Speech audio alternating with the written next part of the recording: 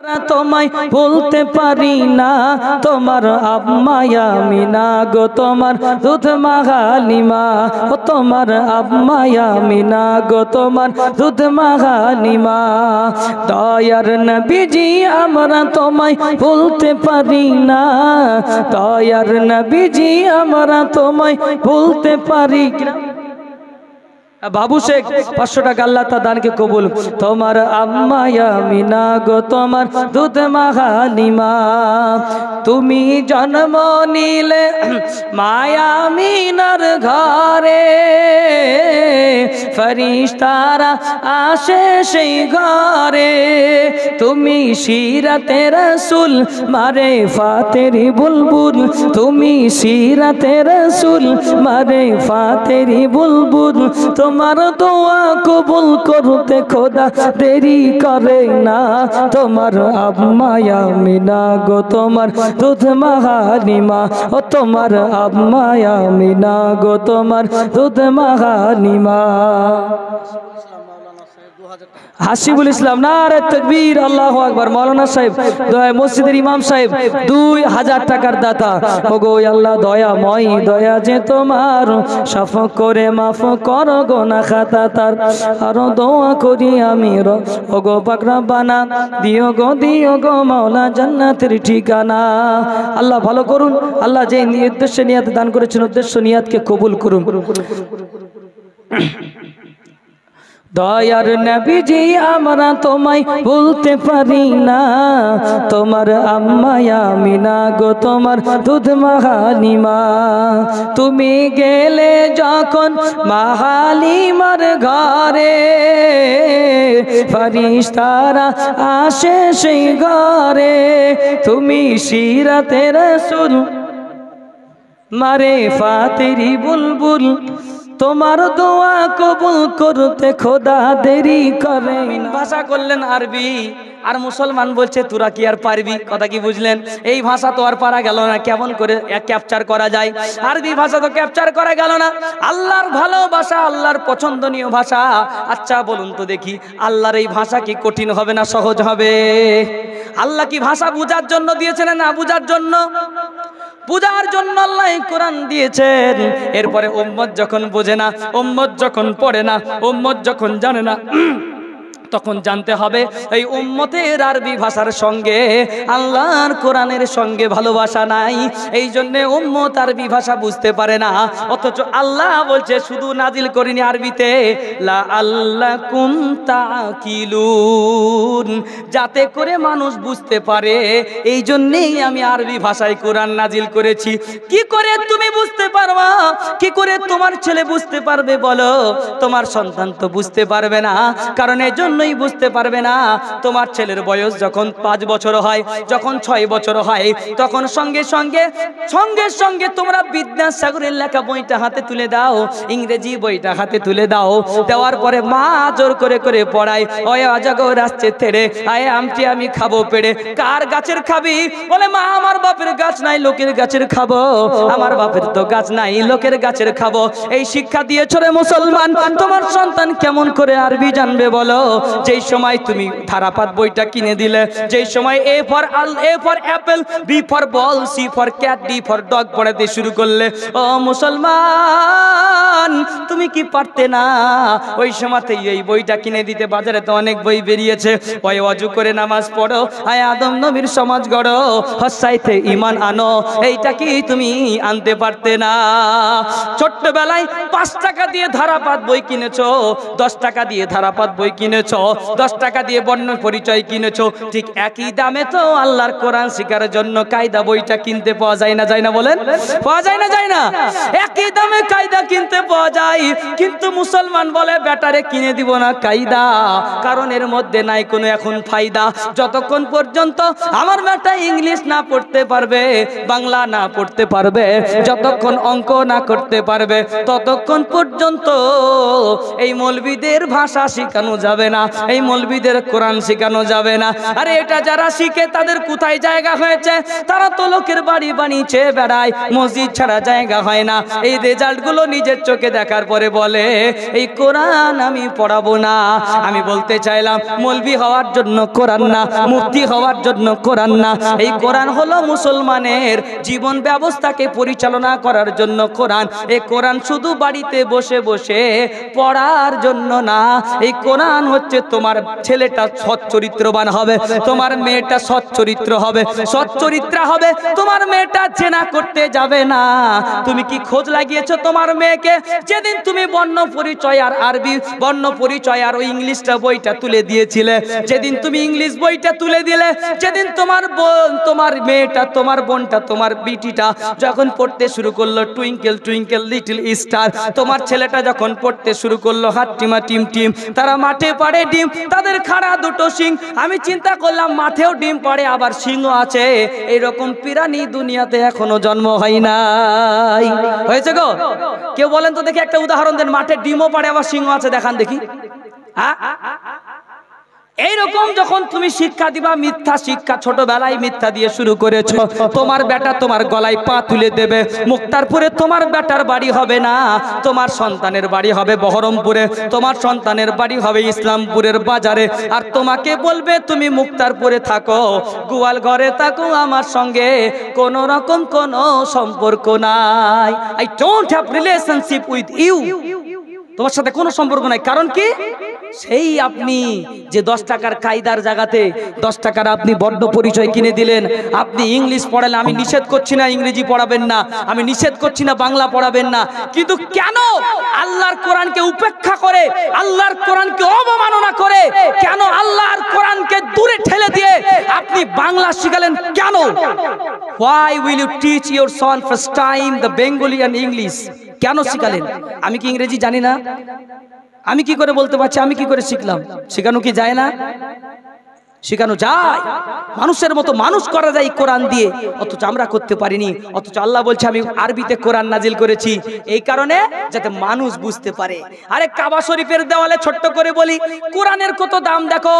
আল্লাহ যখন চ্যালেঞ্জ করে দিলেন কোরআনের মধ্যে, ফাতু বিসুরাতিম মিন মিসলি, আল্লাহ কোরআনে চ্যালেঞ্জ করে বললেন বেশি বড় নয়, একটা ছোট্ট কোরআন তোমরা তৈরি করে দেখাও। সঙ্গে সঙ্গে লাবিদ নামে, ইমরুল কয়েস নামে বড় বড় বড় বড় তাবড় তাবড় কবি, আরবের বড় বড় কবিরা লিখতে শুরু করলো কোরআন লিখতে।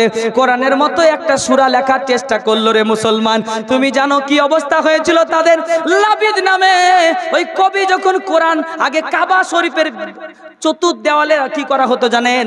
ওই বড় বড় কবিদের লেখাগুলো টাঙিয়ে দেওয়া হতো, আর বছরে একবার তাদের মধ্যে প্রতিযোগিতা হতো, কে ফার্স্ট হয়, কে সেকেন্ড হয়, কে থার্ড হয়। সেই সময় লাবিদ নামে, ইমরুল কয়েস নামে বড় বড় তাবড় তাবড় বেঈমান কবিগুলো ছিল। তারা কি করত?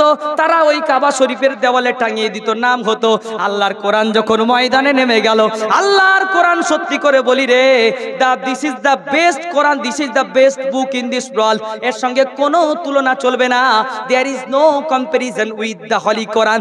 এই কোরআনের সঙ্গে তুলনা করাটাই ভুল, কারোর সঙ্গে তুলনা চলবে না। কোরআন যখন ময়দানে নেমে গেল, তখন বলছে তোরা কত বড় কবি আর কত বড় তোরা লেখক আমি দেখতে চাই। ফাতু বিসুরাতিম মিন মিসলি, আল্লাহ বলছে বান্দারে একটা ছোট্ট কাউসারের মতো একটা সূরা বানায়া দেখাও, কাউসারের মতো। আল্লাহর বান্দারা চেষ্টা করলো, চেষ্টা করার পরে, বহু চেষ্টা করার পরে একটা 2-3টে লাইন লিখে ফেললো। জানেন কি লাইন লিখেছে? জানেন? শুনলেই অবাক লাগবে আপনার। লাবিদ নামে গোটা আরবের মধ্যে সবচাইতে বড় কবি গবেষণা করার পরে একটা কথা লিখেছে, ইন্না আতাইনাকাল কাউসার লা হাযা কালামুল বাশার। এই রকম করে যখন ইন্না আতাইনাকাল কাউসার, এই যে ইন্না আতাইনাকাল কাউসারের পরে বলে দিল লা হাযা কালামুল বাশার, এর মানে কি জানো? সেদিন ওই বেঈমান কবিরাও সেদিন বলেছিল আমরা আজকে সার্টিফিকেট দিয়ে গেলাম, এটা মানুষের লেখা কোনো কিতাব না, এটা হলো এক আল্লাহর লেখা কিতাব। বলেন সুবহানাল্লাহ। কে লিখেছে এটা? এর লেখক কে? লেখক কে বলেন? তা আল্লাহ যদি লেখক হয়, রবীন্দ্রনাথ ঠাকুর তোমার কাছে ভালো হয় কি করে? কাজী নজরুলের লেখা তোমার ভালো লাগে কি করে ফার্স্ট টাইম? আইনস্টাইনের বই পড়তে পড়তে তোমার মাথা খারাপ হয়ে গেছে, তুমি কিসের মুসলমান? ও বাবা, সুকুমার রায়, জীবনানন্দ দাস, শরৎচন্দ্র চট্টোপাধ্যায়, সবার গল্প কবিতা তোমার মুখস্থ থাকে। R K Narayan, William Wordsworth, William Henry, William Shakespeare, সবার কথা তুমি ইংরেজি অনার্স পড়তে গিয়ে অমুক করতে গিয়ে তমুক করতে গিয়ে সব পেরেছো। আর আল্লাহ একটা দামি লেখক, আল্লাহ সুবহানাহু ওয়া তাআলা ইজ দ্য বিগেস্ট, আল্লাহ সুবহানাহু ওয়া তাআলা is the best writer, there is no comparison with আল্লাহ সুবহানাহু ওয়া তাআলা। এত বড় রাইটার পৃথিবীতে আর কেউ নাই। সেই লেখকের লেখা এই কিতাবটা কোন স্কুলের মাস্টার পড়ায় গো, বলতে পারবেন? হ্যাঁ, পড়াই না। আর মুসলমানও গুরুত্ব দেয় না। আল্লাহ যেখানে লেখক সেখানে তোমার গুরুত্ব নাই। শরৎচন্দ্র চট্টোপাধ্যায় আর জীবনানন্দ দাশের কবিতা পড়ে তুমি মনে করো আমি মহান হব, তুমি মনে করো আমি আল্লাহকে চিনবো? চিনতে পারবে না, বুঝতে পারবি না। এই জন্য বলবো কোরআনের সঙ্গে চলে আসুন। এরপরে আল্লাহ বলছে, শুনুন কি সুন্দর কথা, নাহনু নাকুসু আলাইকা আহসানাল কসাসি বিমা আওহাইনা ইলাইকা হাদাল কুরআন। আল্লাহ কোরআন নাজিল করে বলছে, আমি কি করলাম? এমন একটা ঘটনা বর্ণনা করছি, এমন একটা ঘটনা বর্ণনা করব। ও নবী গো, আপনার উপরে একটা এমন ঘটনা আমি বর্ণনা করতে যাচ্ছি ইউসুফ আলাইহিস সালামের ব্যাপারে। আহসানাল কসাস, গোটা কোরআনের মধ্যে যত ঘটনা আছে তার চাইতে সবচাইতে সুন্দর ঘটনা হলো হযরত ইউসুফ আলাইহিস সালামের ঘটনা।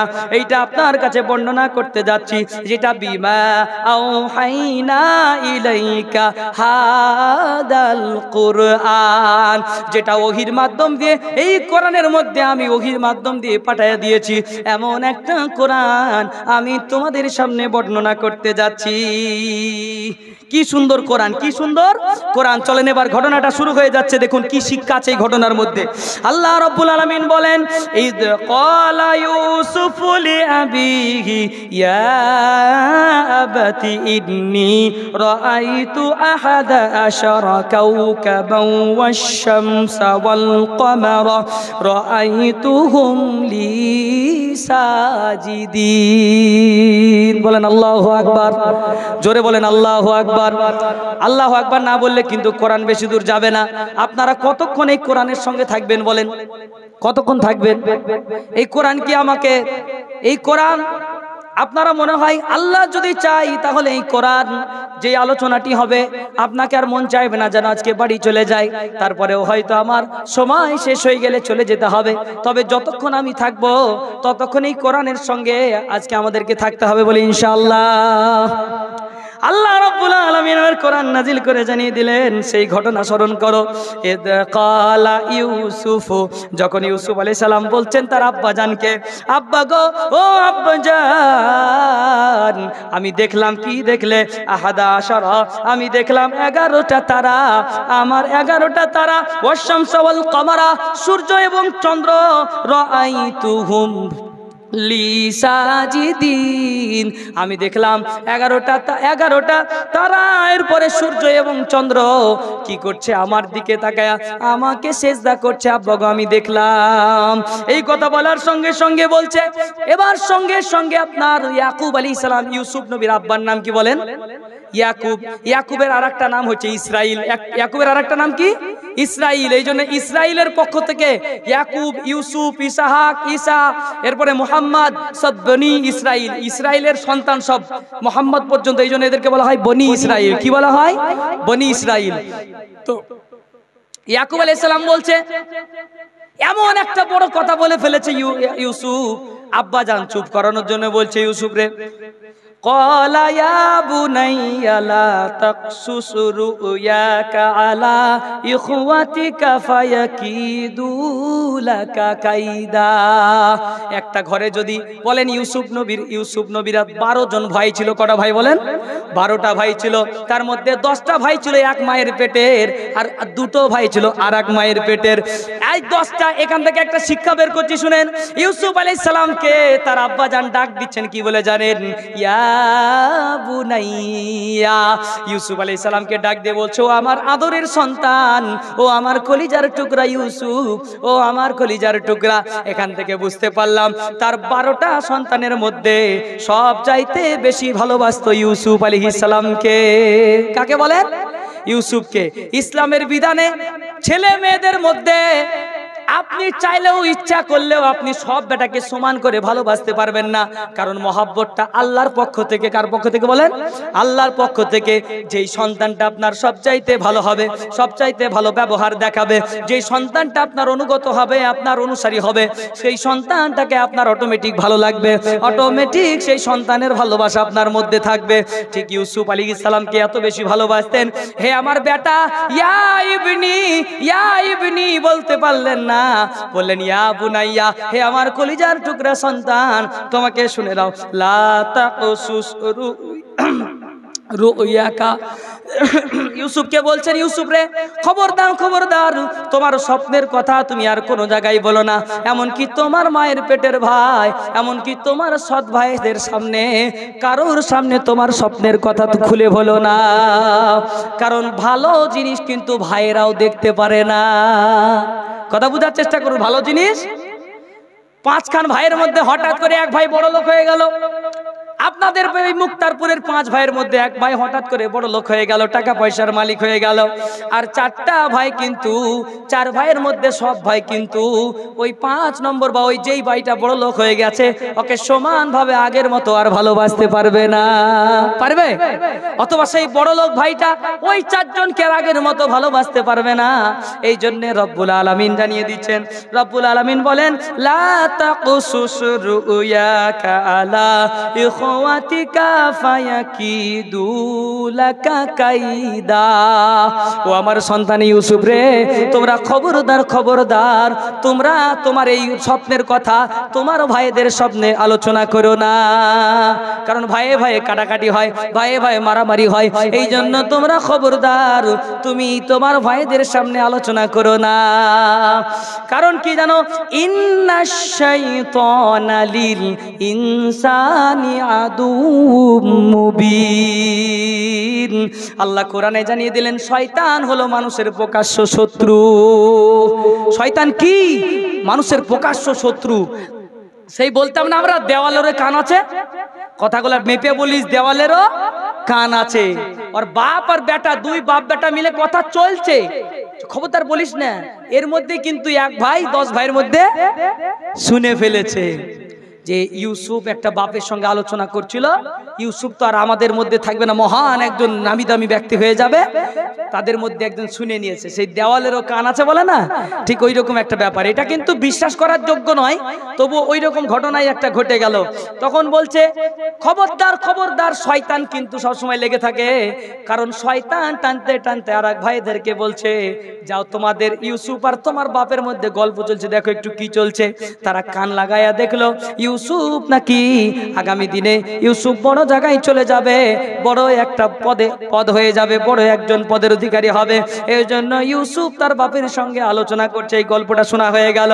ওয়া কাযালিকা ইয়াজতাবিকা রাব্বুকা ওয়া ইউআল্লিমুকা মিন তা'ওয়িলিল আহাদিস ওয়া ইউতিম্মু নি'মাতাহু আলাইকা ওয়া আলা আলি ইয়াকুবা কামা আতাম্মাহা আলা আবওয়াইকা মিন ক্বাবলু ইব্রাহিম ওয়া ইসহাক। আল্লাহর কোরআন জানিয়ে দিচ্ছে, ও ইউসুফ রে, তুমি এর কথা কারোর সামনে বলো না। আল্লাহ তোমাকে সিলেকশন করেছে, নির্বাচন করে নিয়েছে।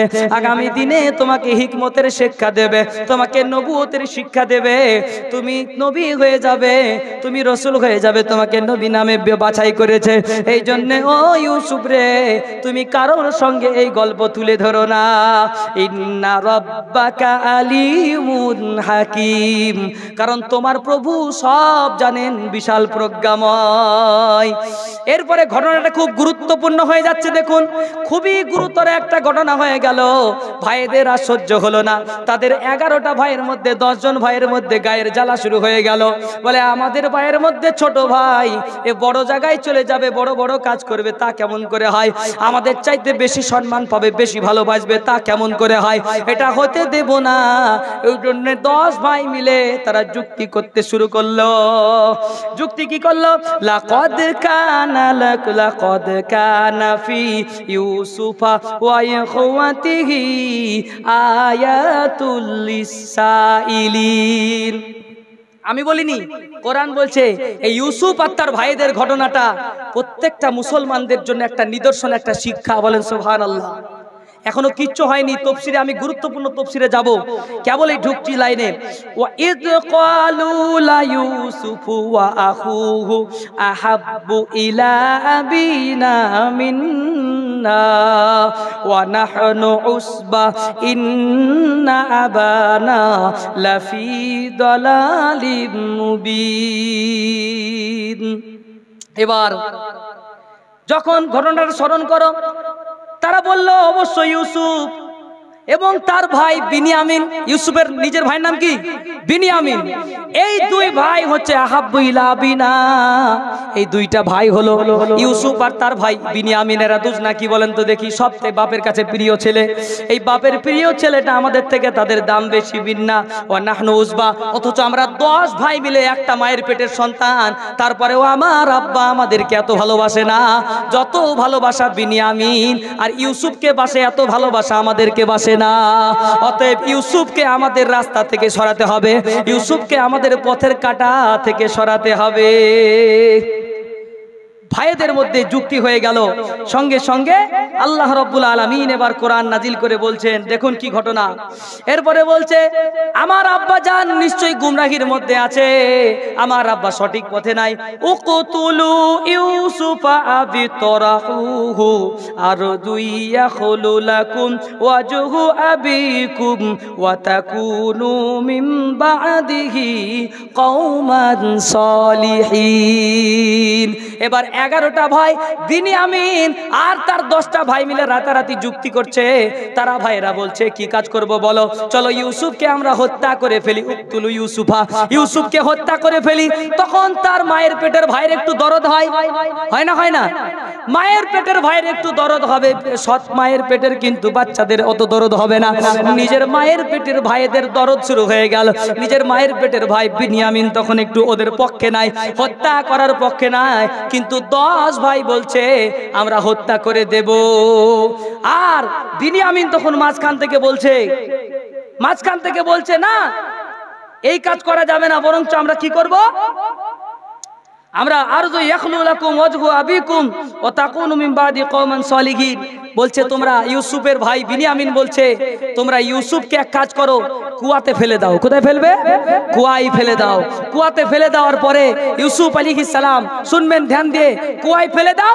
ফেলে দেওয়ার পরে ও যদি কোনো অন্যান্য দেশের মিশর থেকে বা বিভিন্ন দেশ থেকে মানুষ, সব বণিকরা আসে মাল কিনতে, তারা ওই কুয়া থেকে ইউসুফকে তুলে নিয়ে চলে যাবে। আর মরবেও না, আমরা তওবা করে ফেলবো, আল্লাহর কাছে তওবা করে আমরা ভালো হয়ে যাব, অসুবিধা নাই। তবে তোমরা মেরে ফেলো না। যদি তুমি এই কাজটা করো তাহলে খারাপ হবে না।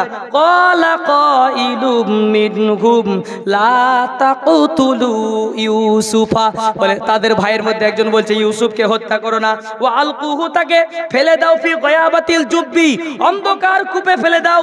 ইয়ালতাকিতুহু বাদু সাইয়ারাতি ইন কুনতুম ফাইলিন, তাদেরকে বাইরে থেকে বণিকরা এসে তুলে নিয়ে চলে যাবে।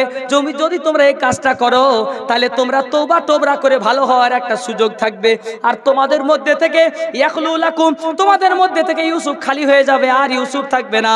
আর যত ইউসুফের ভালোবাসাটা আমাদের 10 ভাইয়ের মধ্যে ভাগ হয়ে যাবে, আমাদের 11 ভাইয়ের মধ্যে ভাগ হয়ে যাবে, অসুবিধা আর হবে না। ইউসুফকে রাস্তা থেকে সরাতে হবে। দেখবেন আমাদের বাড়িতে যখন নতুন বউ হয়, বিয়ে হয় ছেলেদের, 2-4 দিন কিন্তু বৌমার কাজ দেখলে মনে হয় হ্যাঁ একবারে বাপেরই বিটি এসেছে, বুঝলেন কিনা? একবারে মনে হয় সত্যি একটা জান ভরা মেয়ে পেয়েছি গো। কিন্তু হঠাৎ করে দেখবেন কিছুদিন যেতে যেতে যেতে যেতে আপনার ছেলের অর্ধেক আর নাই, অর্ধেক আপনার ছেলে আর আপনার পক্ষে কথা বলে না। আর 2-5 বছর পরে দেখবেন পুরা ছেলেটাই দখল হয়ে গেছে। মা তখন বলে আমার ছেলের বিয়ের আগে পুরা আমার ছেলে ছিল, বিয়ে হওয়ার পরে অর্ধেক হলো, 2-5 বছর যাওয়ার পরে গোটা ছেলেটাই আমার বৌমার হয়ে গেল। এখন আর আমার ছেলে নাই, ঠিক ভাগে নিয়ে নেয়, ঠিক ওই রকম করে সবাই না, এরকম অনেকেই আছে। তো ইউসুফকে বলছে আমাদের রাস্তার কাটা সরাতে হবে, তাহলে আমরা অবশ্যই অবশ্যই শান্তিতে থাকতে পারবো, আমাদের বাপের পূর্ণাঙ্গ ভালোবাসা আমরা পাবো। এমন কিছু উদ্দেশ্য নাই ওদের, উদ্দেশ্য একটাই, সম্মান লাভ করা। কি উদ্দেশ্য? সম্মান লাভ করা, যে আমাদের ইউসুফ থাকলে আমাদের ইজ্জত হবে না, আমরা ওই রকম ইজ্জত পাবো না, ভালোবাসা পাবো না, অতএব ইউসুফকে আমাদের কাছ থেকে সরাতে হবে, এই একটা তাদের টার্গেট। ক্বালু ইয়া আবানা মালাকা লা তা'মান্না আলা ইউসুফা ওয়া ইন্না লাহু লানাসিহুন। কোরআন বলছে আব্বা গো, ও আব্বা জান, কোরআন কি বলছে জানেন? ও আব্বা জান, তুমি কি মনে করো আমরা 10টা ভাই তোমার কাছে বিশ্বাসী না? সারা জীবন তুমি আমাদেরকে অবিশ্বাস করো, আমরা কি তোমার ছেলে না যে তোমরা আমাকে অবিশ্বাস করো? বাপকে ঠগাচ্ছে, ভোগাচ্ছে, শয়তান লেগেছে পিছনে। বাপকে বলছে আব্বা জান, আমরা একটা দল আছি, আমাদেরকে তুমি কি বিশ্বাস করো না? আমি ইউসুফকে আমরা অবশ্যই অবশ্যই হেফাজতে রাখবো। তাই বলছে কি জানো, যুক্তি হয়ে গেল, বলে ইউসুফকে সবাই যুক্তি করলো, আমরা সাথে করে ইউসুফকে নিয়ে মাঠে খেলাধুলা করতে যাব, আর ওই খেলাধুলার মাঝে ইউসুফকে আমরা কি করব বলেন? ওই কুয়ার মধ্যে ফেলে দেব। ওই জন্য বাপকে বলছে আরসিলহু মা'ানা গাদাইয়ারতা ওয়া ইয়ালআব ওয়া ইন্না লাহু লাহাফিজুন। এবার ইউসুফ আলাইহিস সালাম কি শুরু করে দিল? ও মুসলমান জাতি শুনে রেখে দাও, হযরত ইউসুফ আলাইহিস সালামকে বলছে, আব্বাকে বলে আব্বা গো, আমাদের সাথে ইউসুফকে পাঠিয়ে দেন আজকে, আমরা ইউসুফকে নিয়ে এখন না, আমরা ইউসুফকে নিয়ে কি করব বলেন? আমরা ইউসুফকে নিয়ে খেলাধুলা করতে যাব, ইউসুফকে ভালো ভালো জিনিস খাবার খাওয়াবো, আর ইউসুফকে নিয়ে আমরা মাঠে খেলাধুলা করতে যাব। আব্বা গো, আমাদের সাথে আপনার প্রিয় বেটা, আপনার প্রিয় সন্তান ইউসুফকে আমাদের সঙ্গে পাঠায়া দেন। শয়তান যখন দেখবেন, সব মানুষ কিন্তু ভালো হয় না। তফসিরের আলোকে এবার আমি শিক্ষা দিচ্ছি, দেখেন সব মানুষের কথা কিন্তু শয়তানি সবাই অনেকেই করে, কিন্তু সবার শয়তানি করার স্টাইল এক হয় না। অনেকের শয়তানি করার স্টাইল হচ্ছে মধুর মধুর কথা বলা, একবারে মন মজানো কথা বলে আপনাকে ঠকাবে, মন মজানো কথা বলে ঠকাবে।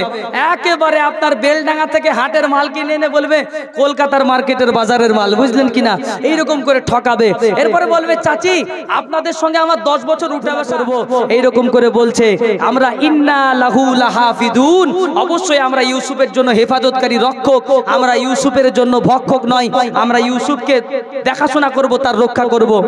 তখন বাপ বলছে ক্বালা ইন্নী লা ইয়াহজুনুনি আন তাযহাবু বিহি ওয়া আখাফু আন ইয়াকুলাহু যিবু ওয়া আনতুম আনহু গাফিলুন। আব্বা জানেরা, আমার আম্মা জানেরা, কি সুন্দর করে এবার হযরত ইয়াকুব বলছে, ও আমার সন্তানেরা, সত্যি দেখবেন অনেক বেটার উপরে আমাদের কিন্তু সব সময় বিশ্বাস হয় না, এই জন্য আমরা বেটাদেরকে ব্যবসা ছেড়ে দিই না, বেটাদেরকে জমি ছেড়ে দিই না, বেটাদেরকে জমি কিন্তু সাথে সাথে লিখে দিই না, আমরা মৃত্যুর পরে কিন্তু লিখে দিয়ে যাই। মৃত্যুর পরে আমাদের বলাই থাকে যে তোমরা লিখে নেবে, কিন্তু আমরা বেঁচে থাকতে সন্তানদের হাতে অনেক সময় তুলে দিই না। তার কারণ কি জানেন? আমাদের নিজের সন্তানের প্রতি আমাদের নিজেরই বিশ্বাস নাই। তাই কোরআন বলছে ইয়াকুব আলাইহিস সালাম তার 10টা সন্তানকে একজন কেউ ওই রকম বিশ্বাস করতেন না যে আমার ইউসুফকে তারা হেফাজত করতে পারবে। 10টা ভাই থাকলে তো কি হলো, আমার ইউসুফকে মনে হয় তারা দেখাশোনা করতে পারবে না। আইয়াকুলাহু জিবু, হয়তো তোমরা নিয়ে যেও না, আমার মন বলছে আমার ইউসুফকে জঙ্গলে যদি নিয়ে যাও হয়তো বাঘে খেয়ে ফেলবে, নেকড়েতে খেয়ে ফেলবে, আমার ইউসুফকে তোমরা নিয়ে যেও না, আমার বড় ভয় হচ্ছে। তখন বলছে শোনো, ও আনতুম আনহু গাফিলুন, কারণ তোমরা তো গাফিল মানুষ, তোমরা তো অনবহিত, তোমরা তো ইউসুফের প্রতি খেয়াল রাখো না, এই জন্য তোমাদের প্রতি তোমাদেরকে পাঠাতে আমার বড় ভয় হচ্ছে। কারণ তারা বলছে লাইন আকালাহু যিব, আর তখন তার ভাইয়েরা বলছে, অর্থাৎ ইউসুফের ইয়াকুবের সন্তানেরা বলছে আব্বা গো, আমরা 10টা ভাই যোগ্য সন্তান, তাবড় তাবড় যুবক, আমাদের মতো এরকম 10 ভাই মিলে একসাথে যুবক কে আছে গো?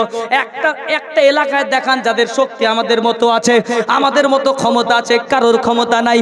অর্থাৎ আমাদের সঙ্গে ইউসুফকে পাঠাবেন। নাহনু উসবা, আমরা একটা পুরা দল আছি, তারপরেও যদি আমাদের কাছ থেকে ইউসুফকে নেকড়ে খেয়ে ফেলে তাহলে আমরা কাপুরুষে পরিণত হয়ে যাব। আমাদের যোগ্যতাই বা কি থাকলো, আর আমাদের শক্তির বা কি থাকলো? অথচ আমাদের শক্তির ব্যাপারে, আমাদের বুদ্ধির ব্যাপারে গোটা এলাকায় নাম আছে। অতএব আব্বা জান নিঃসন্দেহে ছেড়ে দেন, কোন রকম কোন সমস্যা আমরা হতে দিব না। বাপকে খুব বোঝানোর চেষ্টা করছে, ইন্না ইদাল্লাহ খাসিরিন, খাসিরুন, যদি আমরা ছেড়েই দিই, যদি আমরা ইউসুফকে বাগের হাতে তুলে দিই, তাহলে আমরা এত বড় দল হতেই বা কি করতে আছি? দেখবেন জনগণ দেখবেন, বলে আপনি একবার জনগণ দেখবেন ভোটে একবার দাঁড়ান, তারপরে আমরা আছি। এরকম করে দাঁড় করানোর পরে আর বন্ধু খুঁজে পাওয়া যায় না। এই আপনি মসজিদ শুরু করেন, আমরা আছি। জালসা দেন, আমরা আছি। বলে না, বলে না? জালসা দেন, আমরা আছি। জালসা দেওয়ার পরে আমরা গ্রামের লোক থাকতে অসুবিধা কিসের? সবাই খাটবো। কিন্তু সত্য কথা দেখবেন, একটু খোঁজ দিয়ে দেখবেন, একটা জালসা তুলতে গেলে 2-4 জন লোক খাটে, বাকি আর কাউরে খুঁজে পাওয়া যায় না। ঠিক ওই রকম করে ইউসুফের ভাইয়েরা বলছে, আব্বা গো, তোমরা কি মনে করো 10টা সন্তান আমরা আছি, 10 ভাই মিলে কি আমরা এই কাজ করতে পারি? এবার আপনাদেরকে একটা অজানা ঘটনা, ইউসুফের মধ্যে একটা অজানা ঘটনা আপনাদেরকে শোনাবো। খুবই দুর্দান্ত মজাদার একটা কথা, একটু পরে আপনাদের কাছে আমি পরিবেশন করার চেষ্টা করছি। ফালাম্মা জাহাবু বিহি ওয়া আজমাউ আইয়াজআলুহু ফি গয়াবাতিল জুব্বি ওয়া আওহাইনা ইলাইহি লিতুনাব্বিআন্নাহুম বিআমরিহিম হাদা ওয়া হুম লা ইয়াশউরুন। আল্লাহর কোরআন নাজিল করে জানিয়ে দিল, সঙ্গে সঙ্গে তারা তার বাপকে ফাসলে নিয়ে যাওয়ার পরে ইউসুফকে সাথে করে নিয়ে মাঠে চলে গেল, জঙ্গলের দিকে নিয়ে যাওয়ার পরে ইউসুফকে কুয়ার ধরে নিয়ে গেল, একটা জঙ্গলের ভিতরে কুয়ার কাছে নিয়ে গেল। নিয়ে যাওয়ার পরে কুয়ার ভিতরে ইয়াজআলুহু, তাকে ফেলে দেওয়া হলো। কুয়ার ভিতরে ফেলে দেওয়ার পরে, ও মুসলমান জাতি, ফি গয়াবাতিল জুব্বি, অন্ধকার কূপের মধ্যে ফেলে দেওয়া হলো।